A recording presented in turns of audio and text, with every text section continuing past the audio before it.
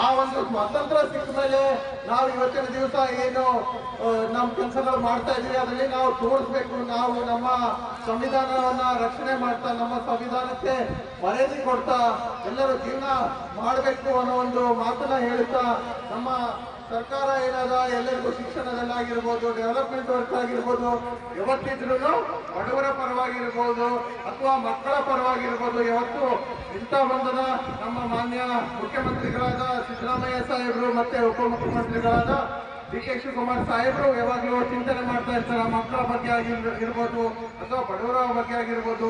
ತಾವೆಲ್ಲರೂ ನನಗೆ ಶಾಸಕರನ್ನಾಗಿ ಮಾಡಿರಿ, ಅದಕ್ಕೆ ತುಂಬ ಹೃದಯದ ಕೃತಜ್ಞತೆಯನ್ನ ನಾನು ಇವತ್ತಿನ ದಿವಸ ಹೇಳ್ತೀನಿ. ನನಗೆ ಒಂದು ಏನು ಅವಕಾಶ ತಾವೆಲ್ಲರೂ ಮಾಡಿಕೊಟ್ಟಿರಿ.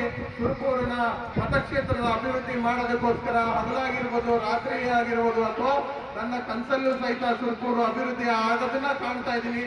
ಅದಕ್ಕೆ ತಮ್ಮೆಲ್ಲರ ಸಹಕಾರ ಬೇಕು ಅನ್ನೋ ಒಂದು ಮಾತನ್ನ ಹೇಳುತ್ತಾ ಈ ಒಂದು ಸಂದರ್ಭದಲ್ಲಿ 77ನೆಯ ಗಣರಾಜ್ಯೋತ್ಸವದ ಶುಭಾಶಯನ್ನ ಮತ್ತೊಮ್ಮೆ ಹೇಳುತ್ತಾ ನನ್ನ ಎರಡು ಮಾತನ್ನು ಮುಗಿಸ್ತೀನಿ.